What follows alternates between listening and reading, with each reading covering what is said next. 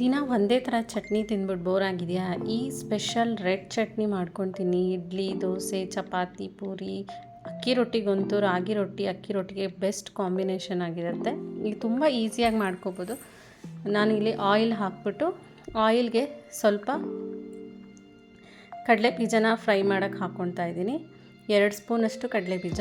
ಈ ಕ್ವಾಂಟಿಟಿಯಲ್ಲಿ ನೀವು ಮಾಡಿದ್ರೆ ಒಂದು 4 ಮೆಂಬರ್ಸ್ ಆರಾಮ್ಸೆ ಯೂಸ್ ಮಾಡ್ಬೋದು, ಅಷ್ಟು ಚಟ್ನಿ ರೆಡಿ ಆಗುತ್ತೆ.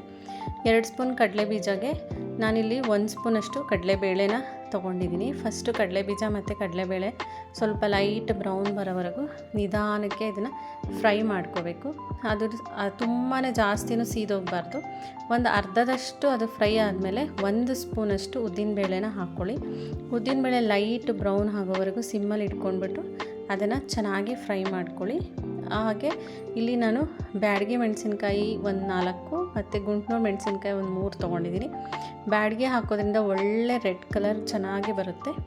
ಆಮೇಲೆ ಇದನ್ನೆಲ್ಲನೂ ಮಿಕ್ಸಿ ಜಾರ್ಗೆ ತೆಕ್ಕೊಂಬಿಡಿ. ಆಮೇಲೆ ಅದೇ ಬಾಣಲಿಗೆ 1 ಈರುಳ್ಳಿ ದಪ್ಪಂದು ಈರುಳ್ಳಿ ತೊಗೊಂಡಿದ್ದೀನಿ. ಚಿಕ್ಕದಾದರೆ 2 ಈರುಳ್ಳಿ ತೊಗೊಳ್ಳಿ. ಹಾಗೆ 1 ದೊಡ್ಡ ಟೊಮೆಟೊನ ಹಾಕಿದ್ದೀನಿ ಇದಕ್ಕೆ. ಹಾಗೆ ಸ್ವಲ್ಪ ಒಂದು 5-6 ಹೆಸಳಷ್ಟು ಬೆಳ್ಳುಳ್ಳಿ, ಇದು ಚಿಕ್ಕ ಬೆಳ್ಳುಳ್ಳಿ ಆಗಿರೋದನ್ನ ಸ್ವಲ್ಪ ಜಾಸ್ತಿ ತೊಗೊಂಡಿದ್ದೀನಿ. ದಪ್ಪದಾದರೆ 5 ತೊಗೊಂಡ್ರೆ ಸಾಕು. ಇಷ್ಟು ಸ್ವಲ್ಪ ಉಪ್ಪನ್ನು ಸೇರಿಸಿ, ಉಪ್ಪು ಸೇರಿಸೋದ್ರಿಂದ ಬೇಗನೆ ಟೊಮೆಟೊ ಸಾಫ್ಟ್ ಆಗುತ್ತೆ. ಹಾಗೆ ಟೊಮೆಟೊ ಮತ್ತು ಈರುಳ್ಳಿ ಎಲ್ಲ ಸಾಫ್ಟ್ ಆಗೋವರೆಗೂ ನಾವು ಇದನ್ನು ಚೆನ್ನಾಗಿ ಫ್ರೈ ಮಾಡಿಟ್ಕೋಬೇಕು. ಇದು ಆಂಧ್ರ ಮತ್ತು ತಮಿಳ್ನಾಡು ಸೈಡೆಲ್ಲ ಈ ಚಟ್ನಿನ ರೆಗ್ಯುಲರಾಗಿ ಮಾಡ್ತಾರೆ. ಇದು ಅಕ್ಕಿ ರೊಟ್ಟಿ, ರಾಗಿ ರೊಟ್ಟಿಗಂತೂ ತುಂಬ ಚೆನ್ನಾಗಿರುತ್ತೆ.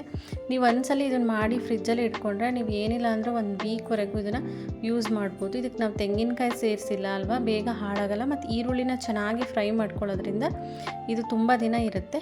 ಇಲ್ಲಿ ನಾನು ಕರ್ಬೇವಿನ ಸೊಪ್ಪು ಮತ್ತು ಒಂದು ಅರ್ಧ ಸ್ಪೂನಷ್ಟು ಜೀರಿಗೆನ ಹಾಕ್ಕೊಂಡಿದ್ದೀನಿ. ಜೀರಿಗೆ ಆಪ್ಷನಲ್, ನಿಮಗೆ ಜೀರಿಗೆ ಇಷ್ಟ ಆಗಿಲ್ಲ ಅಂದರೆ ಅದನ್ನು ಸ್ಕಿಪ್ ಮಾಡ್ಬೋದು. ನೋಡಿ, ಈ ಥರ ಸಾಫ್ಟ್ ಆದಮೇಲೆ ಫುಲ್ ತಣ್ಣಗಾಗಿಬಿಡಬೇಕು. ಇಲ್ಲಿ ನಾನು ಫಸ್ಟು ಕಡಲೆ ಬೀಜ ಮತ್ತು ಕಡಲೆಬೇಳೆ, ಒಣಮೆಣಸಿನ್ಕಾಯಿ, ಉದ್ದಿನಬೇಳೆನ ಒಂದು 2 ಪಲ್ಸಷ್ಟು ಗ್ರೈಂಡ್ ಮಾಡಿಕೊಂಡೆ. ಆಮೇಲೆ ಇದು ತಣ್ಣಗಾದಮೇಲೆ ಈರುಳ್ಳಿ ಮತ್ತು ಟೊಮೆಟೊ ಮತ್ತು ಸ್ವಲ್ಪ ಹುಣಸೆ ಹಣ್ಣು, 1 ಸ್ಪೂನಷ್ಟು ಇದಕ್ಕೆ ಬೆಲ್ಲನ ಸೇರಿಸಬೇಕು. ಬೆಲ್ಲ ಹಾಕಲೇಬೇಕು, ಇಲ್ಲಾಂದರೆ ಅಷ್ಟು ಟೇಸ್ಟ್ ಚೆನ್ನಾಗಿ ಬರಲ್ಲ. ಒಂದು 2 ಸ್ಪೂನ್ ಬೆಲ್ಲ ಹಾಕಿ 1 ದೊಡ್ಡ ಸ್ಪೂನಷ್ಟಾದರೂ ಹಾಕ್ಬೋದು, ತುಂಬ ಚೆನ್ನಾಗಿರುತ್ತೆ.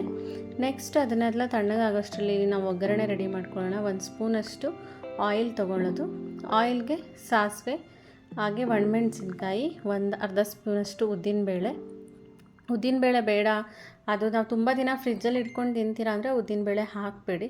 ಇಲ್ಲಾಂದರೆ ಬರೀ ಸಾಸಿವೆ ಮತ್ತು ಹಿಂಗು ಹಾಕೋದ್ರಿಂದ ನಮಗೆ ಯಾವುದೇ ರೀತಿ ಗ್ಯಾಸ್ಟ್ರಿಕ್ ಪ್ರಾಬ್ಲಮ್ ಬರಲ್ಲ. ಮತ್ತು ಡೈಜೆಷನ್, ಈ ಇಡ್ಲಿ, ದೋಸೆ ಎಲ್ಲ ಡೈಜೆಷನ್ ಆಗೋದಕ್ಕೆ ತುಂಬ ಈಸಿಯಾಗಿ ಡೈಜೆಷನ್ ಆಗುತ್ತೆ, ಒಳ್ಳೆಯದು.